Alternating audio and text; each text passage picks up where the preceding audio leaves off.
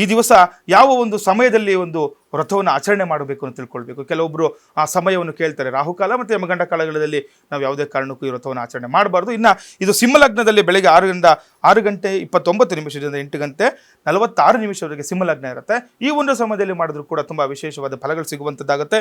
ಇನ್ನು ಸಂಜೆ 4 ಗಂಟೆ 55 ನಿಮಿಷಕ್ಕೆ ವರಮಹಾಲಕ್ಷ್ಮಿಯ ತಿಥಿಕಾಲ ಮುಗಿದು ಹೋಗೋದ್ರಿಂದ ಸ್ವಲ್ಪ ನೀವು ಆ ಒಂದು ಸಮಯಕ್ಕೆ ಮುಂಚಿತವಾಗಿ ನೀವು ಮಾಡಿಕೊಂಡ್ರೆ ತುಂಬ ವಿಶೇಷವಾದ ಫಲ ಸಿಗುತ್ತೆ. ಅಂದರೆ ಸಾಯಂಕಾಲ ಒಂದು 5:30 ಗೋಧೂಳಿ ಲಗ್ನ ಸೂರ್ಯಾಸ್ತಮಕ್ಕೆ ಮುಂಚೆ ನೀವು ಲಕ್ಷ್ಮೀ ಕುಂಡ್ರು ಅಂದರೆ ಅಂದರೆ ಪ್ರತಿಷ್ಠಾಪನೆ ಮಾಡುವಂಥದ್ದು ತುಂಬ ವಿಶೇಷವಾಗಿರುತ್ತೆ. ಹಾಗಾಗಿ ಸ್ವಲ್ಪ ನೋಡ್ಕೊಂಡು ಮಾಡಬೇಕಾಗುತ್ತೆ. ಕೆಲವರು ಏನು ಮಾಡ್ತಾರೆ, ಸೂರ್ಯಾಸ್ತಮದ ನಂತರ ಮಾಡಬೇಕು ಅಂದ್ಕೊಳ್ತಾ ಇರ್ತಾರೆ. ಅದು ಸ್ವಲ್ಪ ಯೋಗ್ಯವಲ್ಲ ಅಂತ ಹೇಳುತ್ತೆ ಶಾಸ್ತ್ರ.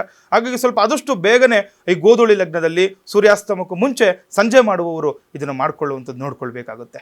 ಇದರಲ್ಲಿ ತುಂಬ ವಿಶೇಷ ನಾನು ನಿಮಗೆ ಹೇಳ್ತೇನೆ ನೋಡಿ. ಯಾರಾದರೂ ನೀವು ಬೆಳಗ್ಗೆ ಪೂಜೆ ಮಾಡಿ ಸಾಯಂಕಾಲ ನೀವು ಅಂದರೆ ಅಕ್ಕಪಕ್ಕದ ಈ ಸುಮಂಗಲಿಯರಿಗೆ ನೀವು ಬಾಗಿನ ಕೊಡುವಂಥದ್ದು, ಅವರಿಗೆ ಅರಿಶಿಣ ಕುಂಕುಮ ಕೊಡುವಂಥದ್ದು ಮಾಡಿದಾಗ, ಸಾಯಂಕಾಲ ನೀವು ಮಾಡಿದಾಗ ಇದನ್ನ ನೋಡಿ ಕೆಲವೊಂದು ನಿಯಮಗಳಿರುತ್ತೆ, ಅದನ್ನು ಪಾಲನೆ ಮಾಡಬೇಕು. ನೀವು ಏನು ಕಂಕಣವನ್ನು 16 ಕಂಕಣವನ್ನು ಕಟ್ಟಿರ್ತಾರೆ ಅದನ್ನು ಕೂಡ ನೀವು ಅವ್ರಿಗೆ ಕೊಡಬಹುದು.